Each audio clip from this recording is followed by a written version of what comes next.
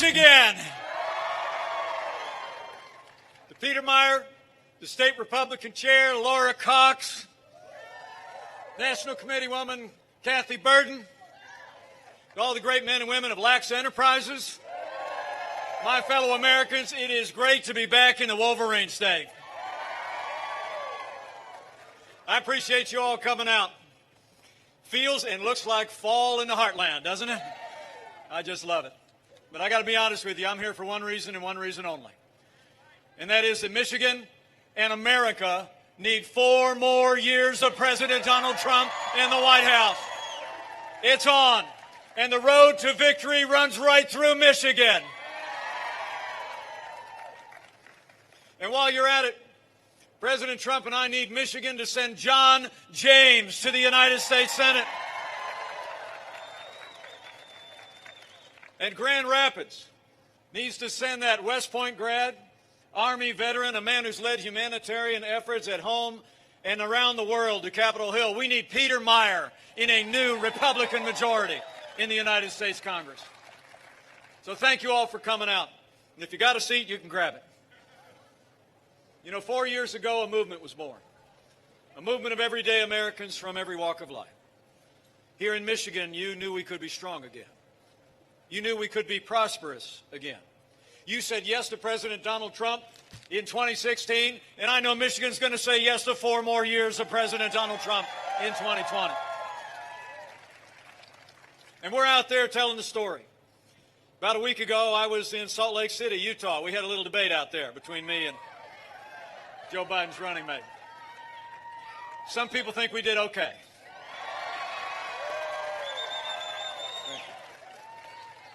But let me be clear with all of you. It's a privilege for me to be on that stage representing our president. Because that debate was not so much a debate between 2 candidates as it was between 2 visions. I mean, Joe Biden and Kamala Harris want higher taxes, open borders, socialized medicine. They want to abolish fossil fuels. They want taxpayer funding of abortion. They want to defund the police and pack the Supreme Court. Don't you doubt it. President Trump's vision? We rebuild our military. We cut taxes. We rolled back regulation. We unleashed American energy, secured our border, supported law enforcement, and we have stood for liberty, for life, and the Constitution of the United States every single day. You know, when you compare the Biden-Harris agenda with our agenda, the choice is clear. If you cherish faith and freedom and law and order and life, in a little less than 3 weeks, we need to re-elect President Donald Trump for 4 more years in the White House.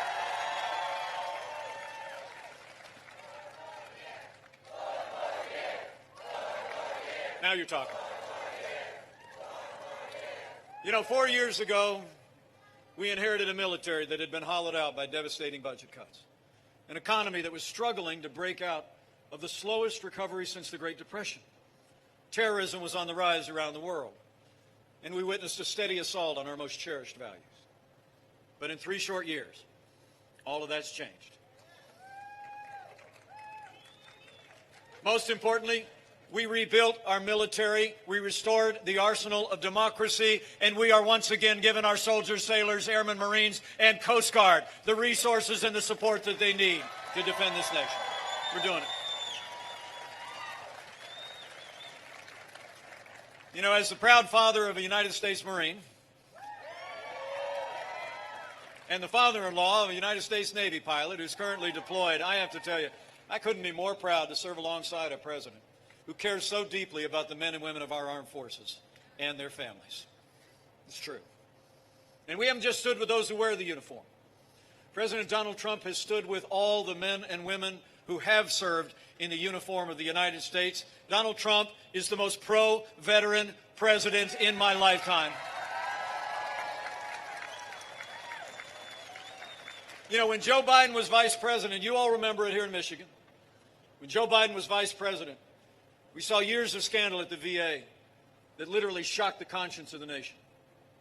But under President Trump's leadership, we signed the most sweeping reforms of the VA in 50 years. We fired thousands of VA employees that weren't giving our veterans the care they deserve, and Veterans Choice is now available for every veteran in America.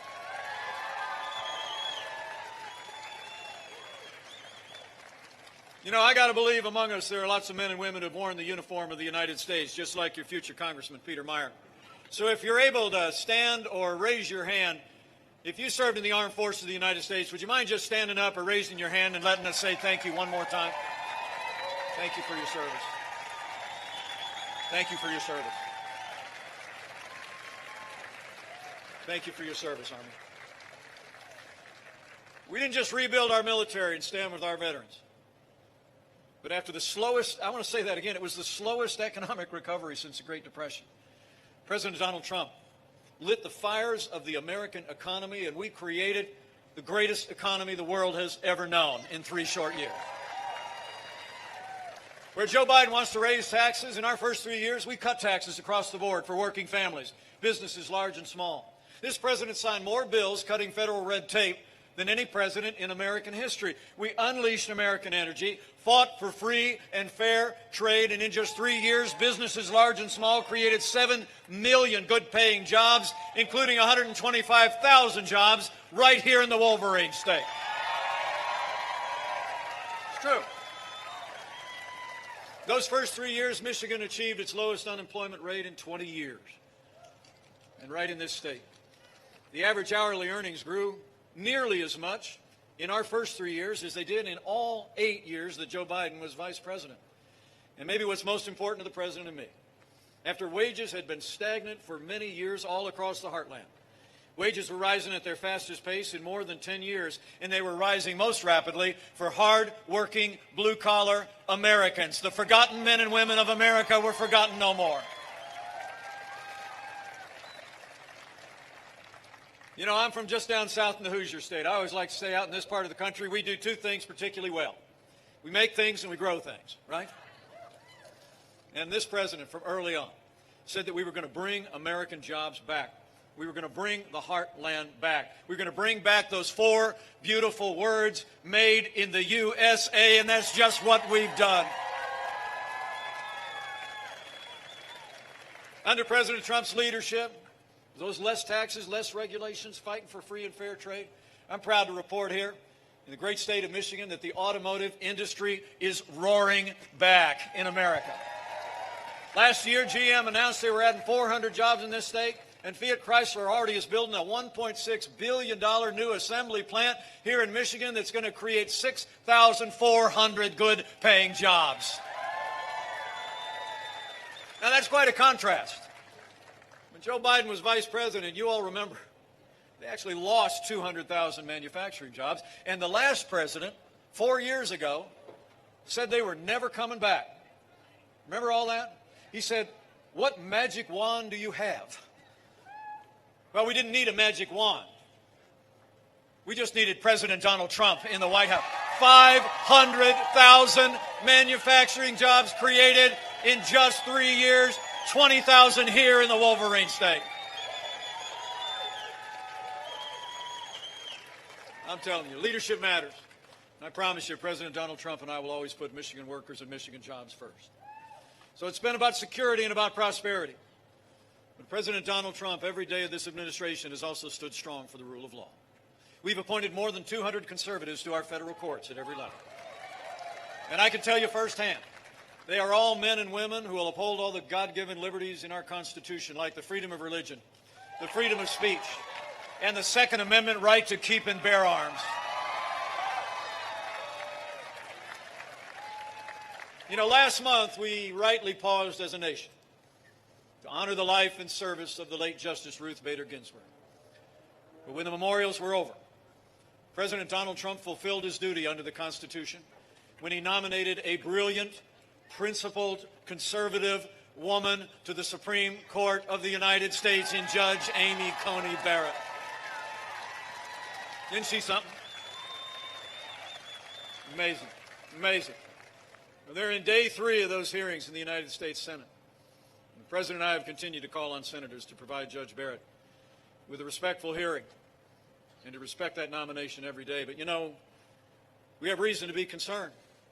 And you all remember a couple of years ago when Judge Barrett was nominated to the Court of Appeals out this way, the ranking Democrat on the Judiciary Committee criticized her Catholic faith, saying, and I quote, the dogma lives loudly within you. And Hollywood liberals already started attacking her faith from the day the president nominated her to the Supreme Court. Well, I got a message for the Democrats and their Hollywood friends. That dogma lives loudly in me. That dogma lives loudly in you. And the right to live and work and worship according to the dictates of our faith lives loudly in the Constitution of the United States of America.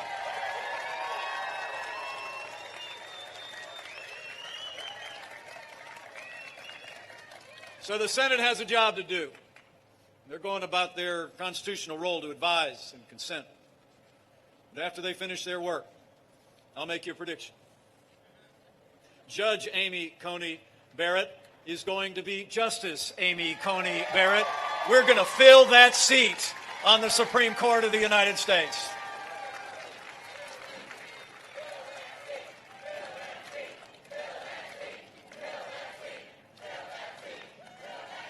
Now, while we're talking about the Supreme Court, the people of Michigan deserve to know that after 150 years, with 9 members of the Supreme Court of the United States, leading Democrats in Washington are actually talking about packing the court.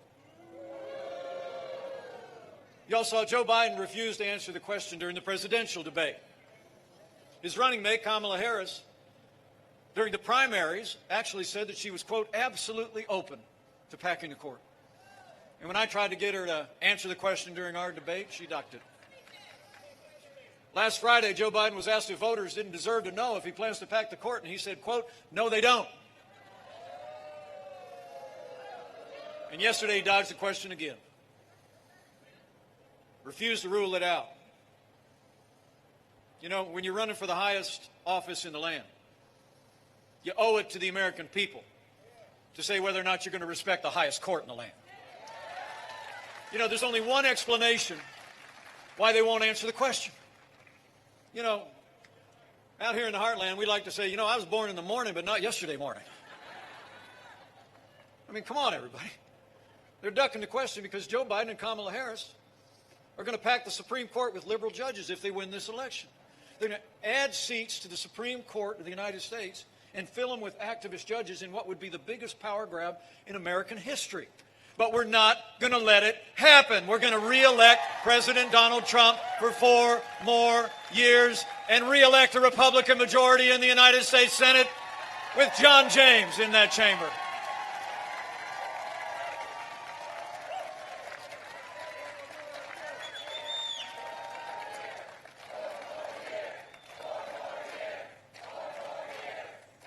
I mean, we're going to stand on the Constitution and we're going to preserve an independent judiciary.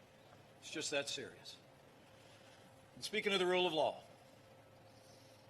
I couldn't be more proud to serve alongside a president who has stood every day with the men and women who serve in law enforcement at every level across America. You know, President Donald Trump and I know what you know. And that is the men and women who put on the uniform of law enforcement every day are the best people in this country. They deserve the respect of every American every day. You know, when I was growing up down in a small town in southern Indiana, we used to drive up to Chicago where my folks grew up, visit my grandparents. And I'd see my uncle getting dressed for work as a young man, still living at home. He put on that police officer's uniform in the Chicago PD. And me and my 3 brothers would just stand there in awe as he came out in that uniform with that sidearm at his side. All of my heroes wear uniforms.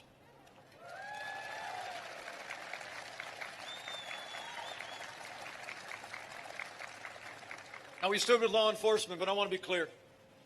President Trump and I will always support the right of Americans to peaceful protest. But rioting and looting is not peaceful protest. Burning businesses is not free speech. Violence against innocent civilians, the destruction of property, or violence against law enforcement will not be tolerated, and those who do these things will be prosecuted to the fullest extent of the law.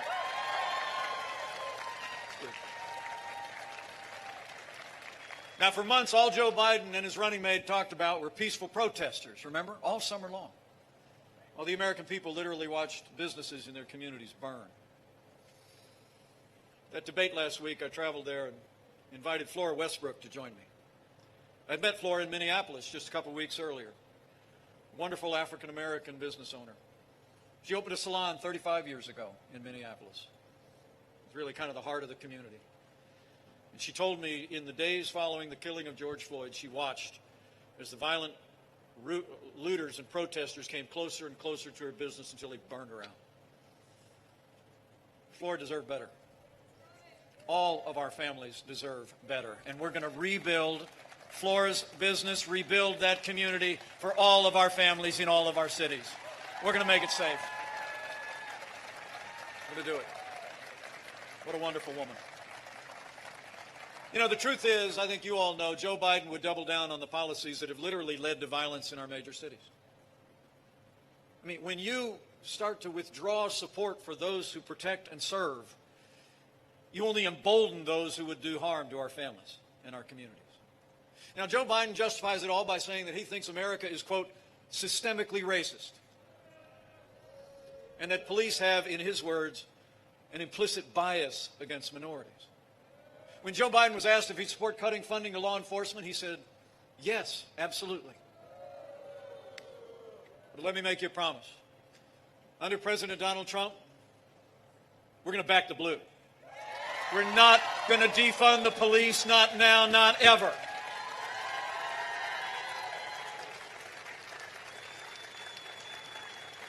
We're going to have law enforcement in every city, in every state, in this nation for every American of every race and creed and color. So help us God.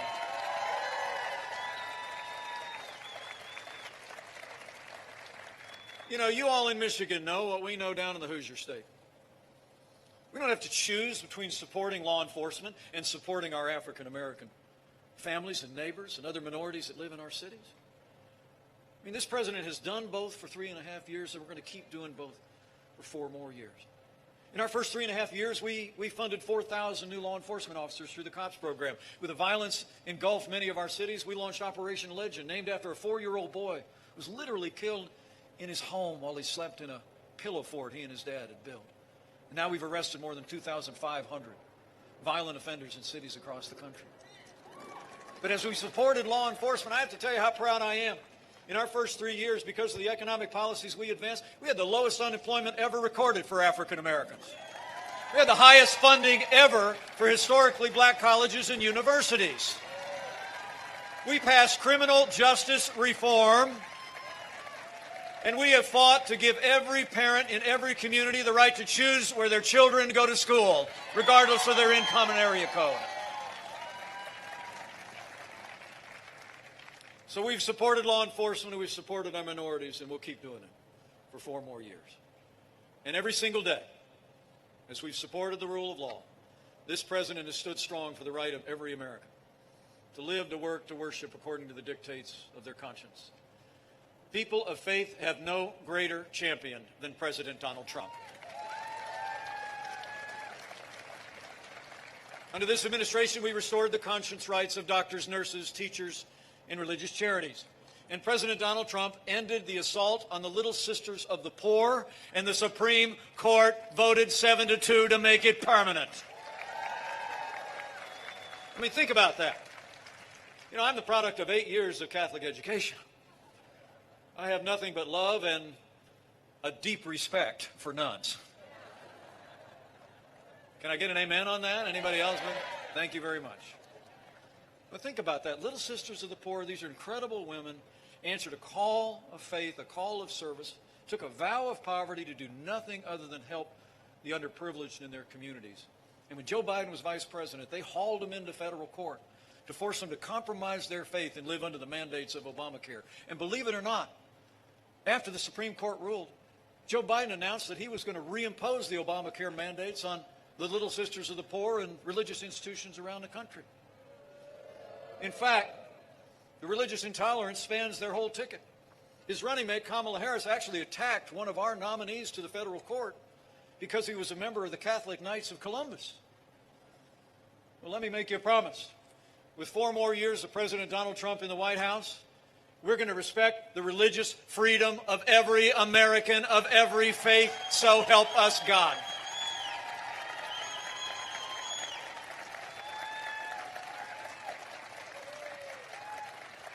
Beyond all of that, beyond our security and our prosperity and law and order and our most cherished values, I couldn't be more proud to serve alongside a president who stands without apology for the sanctity of human life. Where Joe Biden and Kamala Harris support taxpayer funding of abortion all the way up to the moment of birth, President Donald Trump has stood strong for the unborn. And President Trump is the most pro-life president in American history. It's true. So we've rebuilt our military, revived our economy, stood for law and order, liberties, and life. And let me say, none of that would have been possible without the strong and consistent support of Michigan's Republican delegation on Capitol Hill. That's why right after you send John James to the United States Senate, we need you to send Bill Huizenga, Fred Upton, John Molinar, Jack Bergman, Tim Walberg, and Peter Meyer to a new Republican majority in the House of Representatives and retire Nancy Pelosi once and for all.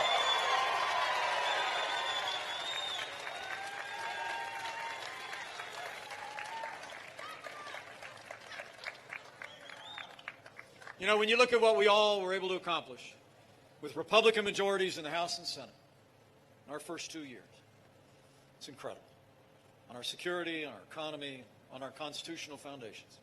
There's only one way you can describe it. We made America great again.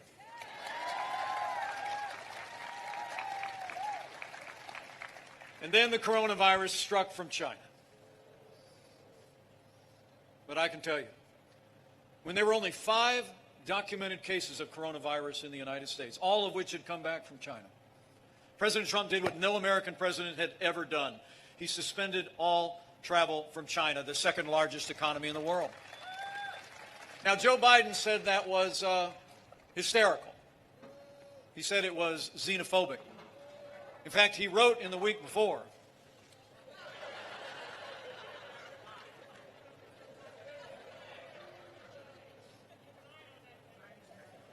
I always keep an eye on the flag.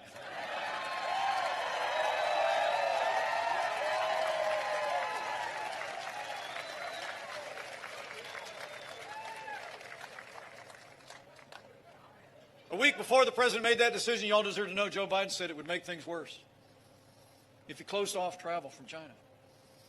And in fact, back when they were dealing with the H1N1 in 2009, when Joe Biden was vice president, they refused to close the border to Mexico. But I want to tell you firsthand, as the head of the White House Coronavirus Task Force, President Trump's action, suspending all travel from China, saved untold American lives and bought us invaluable time to stand up the greatest national mobilization since World War II. It's a fact. We reinvented testing. We've done more than 120 million tests already. We saw to the manufacture and the delivery of billions of supplies, of PPE and medical equipment to our incredible doctors and nurses. We've been developing medicines and therapeutics at a record pace, and we're on track to have the first safe and effective vaccine before the end of this year, with tens of millions of doses available for the most vulnerable. As President Trump said Saturday on the South Lawn, through the power of American science and medicine, we will eradicate the China virus once and for all. And that day will come. You know, I spoke to the president this morning, told him I was headed to Michigan. And I'm happy to report to each and every one of you, he's back on the plane today. The president and the first lady are doing great, and he is out on the campaign trail.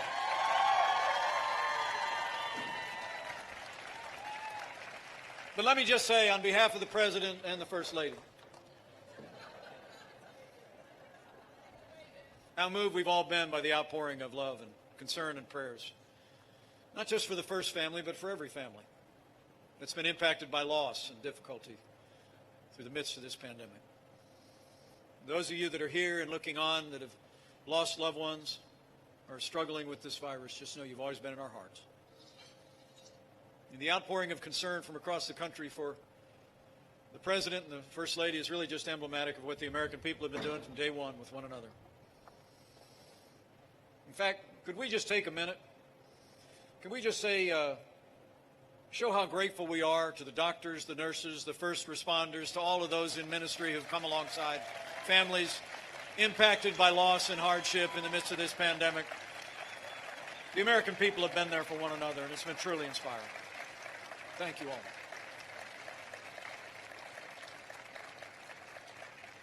And I promise all of you, we're going to keep making sure that our doctors and nurses have all the resources they need to provide the level of health care to anyone in this country that we'd want a family member of ours to have. We're going to keep protecting the vulnerable and keep saving lives. And while Joe Biden is talking about shutting down the economy, under President Donald Trump, we're opening up America again.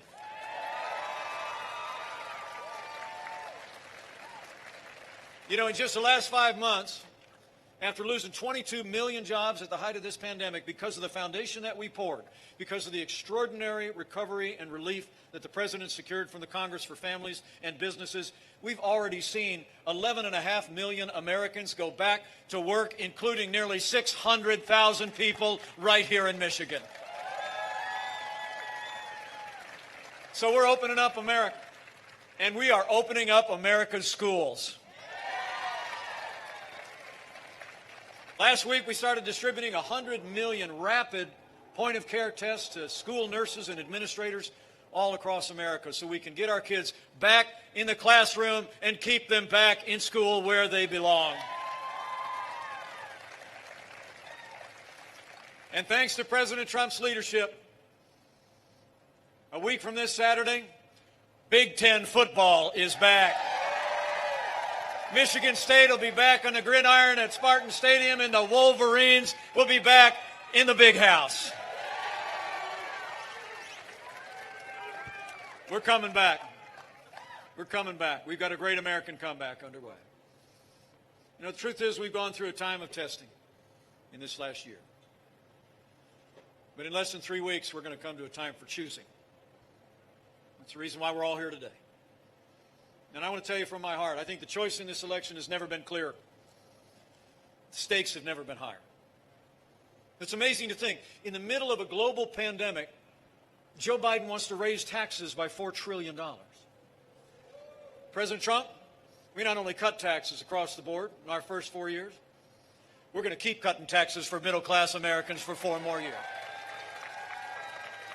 Joe Biden wants to bury our economy under an avalanche of red tape. The President had to remind him the other night that he actually supports the Green New Deal. He wants to put us back in the Paris Climate Accord.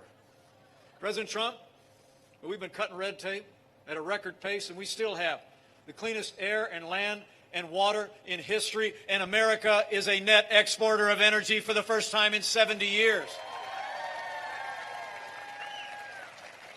But when it comes to trade and jobs, the choice couldn't even be clearer. I mean, the truth is, when we took office, America was losing $500 billion a year in our trade imbalance to China.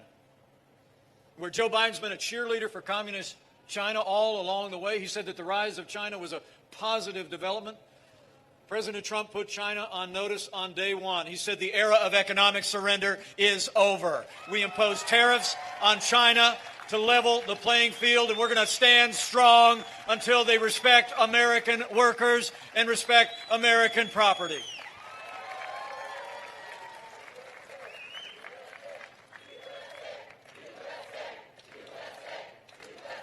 And here in the heartland, I don't have to tell any of you about the impact of NAFTA. It's amazing to think. In the days since NAFTA was signed into law, we literally saw 60,000 American factories close, and many of those jobs go south of the border. Down in the Hoosier State, I saw one community almost entirely shuttered as thousands of jobs disappeared overnight and left our shores. I mean, the truth of the matter is, all along the way, and Joe Biden never lifted a finger to reform NAFTA, to renegotiate it in a way that put American jobs and automotive jobs here in the heartland first. But thanks to the man who wrote The Art of the Deal, America's got a way better deal. NAFTA is gone, and the United States-Mexico-Canada agreement is here. Now, you may not know it, the USMCA is a huge win for America, but it's a big win for Michigan and Michigan auto workers. Under the USMCA, 75% of all auto parts have to be made in North America, and 40% of them have to be made by workers making the average hourly wage equal to the average hourly wage in the United States of America. We are protecting American workers, protecting American jobs with the USMCA. It's true. Now, the people of Michigan deserve to know that not only did Joe Biden not lift a finger to reform it for all those years, but Joe Biden's running mate, Kamala Harris, was one of only 10 senators to vote against the USMCA. She said the USMCA didn't go far enough on climate change. The truth is, Kamala Harris put her radical environmental agenda ahead of Michigan auto workers and Michigan auto jobs. That's one more reason why Michigan needs to say no to Joe Biden and Kamala Harris and yes to 4 more years of President Donald Trump in the White House.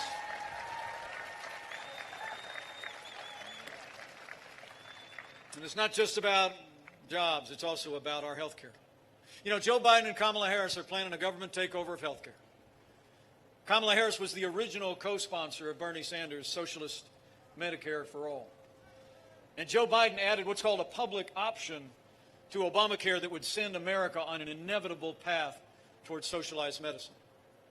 President Trump and I, we've been working to give the American people better health care. We've lowered the cost of prescription drugs across the country. We expanded right to try for families to have access to life-saving medicine. And we are going to have health care that protects pre-existing conditions and lowers the cost of health insurance without growing the size of government.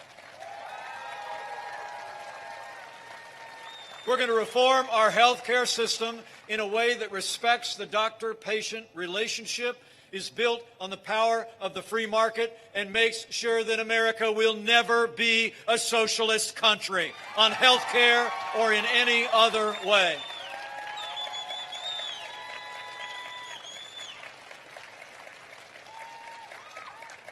You know, the truth is, when you look at their agenda, it's clear. Joe Biden would be nothing more than a Trojan horse for the radical left. Now, Joe Biden says that democracy's on the ballot. The President and I believe that our economic recovery is on the ballot. Law and order are on the ballot. But I think there's also things far more foundational to our nation that are on the ballot as well. You know, in this election, I think it's not so much whether we're going to be more conservative or more liberal, whether we'll be more Republican or more Democrat, more red or more blue. I think the choice in this election is whether America remains America. It's whether we're going to chart a course based on our highest ideals of freedom, free enterprise, personal responsibility, traditional values, or whether we're going to let Joe Biden, the Democratic Party, and the radical left take us on a leftward path towards socialism and decline.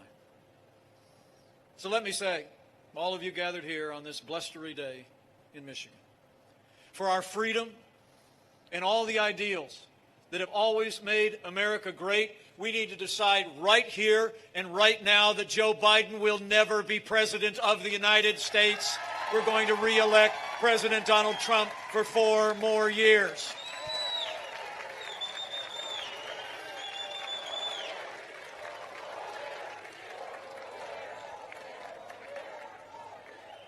So I need you to be out there, folks. I need you to tell your neighbors and friends what 4 more years means. And tell them you were over at Lax Enterprises, you ran into Mike, standing in front of this beautiful flag. And I told you to tell them, 4 more years means more jobs. 4 more years means more judges. 4 more years means more support for our troops and our police. And you tell them I said it's going to take at least 4 more years to drain that swamp.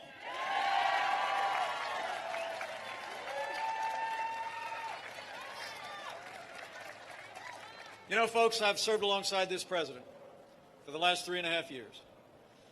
I've only known him for about 4. We've met a few times before I met him on the campaign trail. But some people think we're kind of different.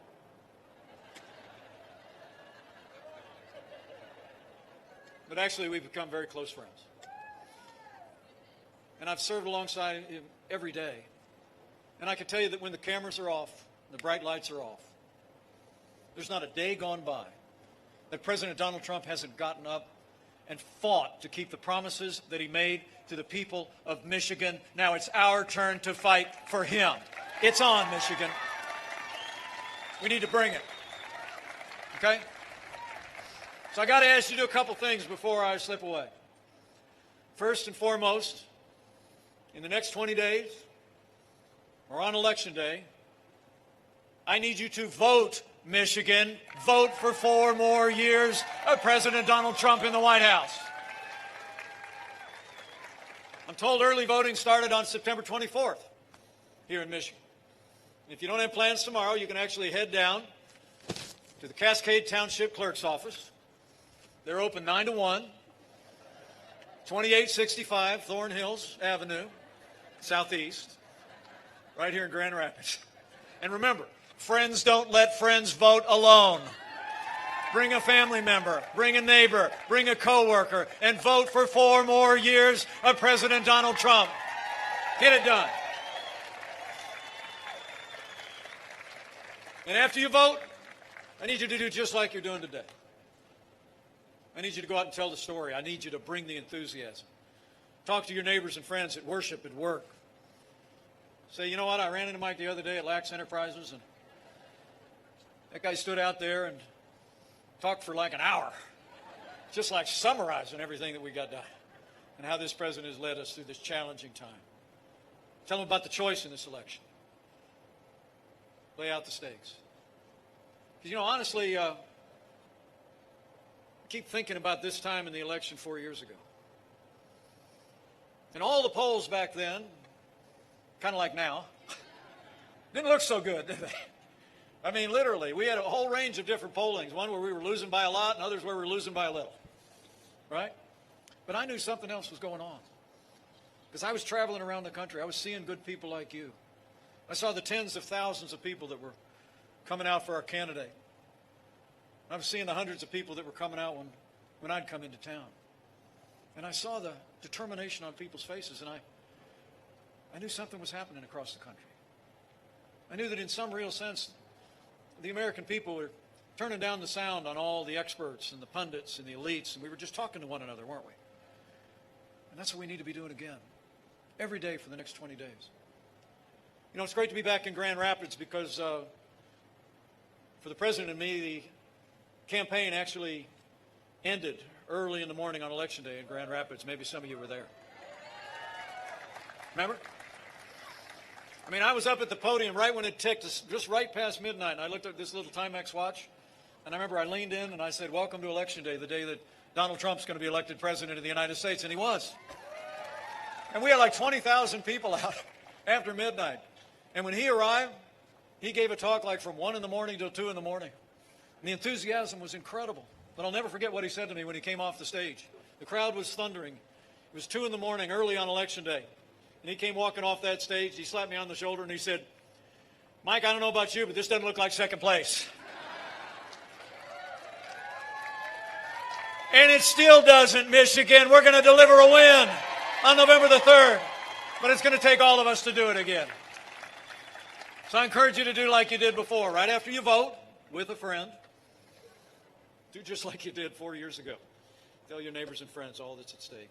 And lastly, I just say one more thing, and that is, you know, as I've traveled all across this country the last 4 years, I've come to 2 firm convictions. America is a freedom-loving nation, and America is a nation of faith. I mean, for all the time you turn on the television, like a question I got from a little girl at the end of the vice presidential debate, you turn on the TV and it seems like people are always arguing. It seems like there's more division than ever before. I truly do believe that there will always be more that unites us in this country that can ever divide us, and chief among those things is faith. And so I would just say to each one of you that if you're inclined to bow the head and bend the knee from time to time, I encourage you to do that too over the next 20 days. As we work to get out the vote, to tell the story, I just encourage you to remember those ancient words that Americans have clung to in much more challenging times. That if his people, who are called by his name, will humble themselves and pray and turn, he'll do like he's always done through the long and storied history of this nation. He'll hear from heaven, and he'll heal this land. This one nation, under God, indivisible, with liberty and justice for all. So pray for America. Pray for all of the American people, and it'll make a difference. So thank you all for coming out. Thank you for your enthusiasm. I got a plane to catch, and we're going to take this message all across America. But I leave here today with renewed confidence that if all of us do all we need to do in the next 20 days, all across the state of Michigan and all across America, come November 3rd, we're going to have a great victory. A great victory in the Wolverine State and all across America. And with your continued support and prayers, we're going to make Michigan and America more prosperous than ever before. We're going to make Michigan and America safer than ever before. And with John James in the United States Senate, with Congressman Bill Huizenga and Peter Meyer in a new Republican majority in the Congress, and with President Donald Trump in the White House for 4 more years, and with God's help, we will make America great again. Again. Thank you all very much. God bless you. God bless America. Let's go.